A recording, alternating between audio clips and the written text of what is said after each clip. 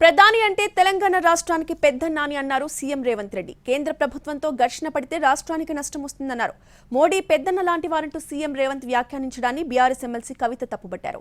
ప్రధాని మోడీ పెద్దన్న ఎలా అవుతారో రేవంతే చెప్పాలన్నారు. ఈ వ్యాఖ్యలతో బీజేపీ కాంగ్రెస్ ఒక్కటేనని అర్థమవుతోందని విమర్శలు చేశారు ఎమ్మెల్సీ కవిత. नरेंद्र मोदी जी हमारे हिसाब से प्रधानमंत्री का मतलब हमारे बड़े भाई के जो मदद रहे तो ही हर प्रदेश के मुख्यमंत्री उनके क्षेत्र में वो कुछ तरक्की कर सकता है, कुछ डेवलपमेंट को आगे ले सकता है। इसीलिए मेरा गुजारिश है इस वक्त तेलंगाना अगर आगे तरक्की करना है, हम भी गुजरात जैसा हम आगे जाना है तो यहाँ पर आपके मदद जरूरी है। ప్రధానమంత్రి గారిని పెద్దన్నగా అభివర్ణించారు ముఖ్యమంత్రి గారు అని చెప్తా ఉన్నారు. సంతోషమే, ఒక కార్డియల్ రిలేషన్షిప్ ఉండాల్సిందే.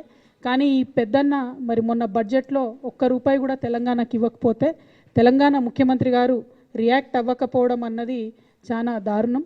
వీళ్ళిద్దరూ ఏదైతే పెద్దన్న చిన్నన్న అని పిలుచుకుంటున్నారో బడేమియా చోటేమియా అని చెప్పి వాళ్ళిద్దరు నెక్సెసే ఎక్స్పోజ్ అవుతా ఉంది. ఇవాళ బీజేపీ కాంగ్రెస్ ఒకటే అని మేము చెప్తా ఉన్నాం. తెలంగాణ ప్రజల హక్కుల కోసం మాట్లాడేది పోరాడేది కేసీఆర్ గారే అని మేము నిరంతరం చెప్తున్నాం.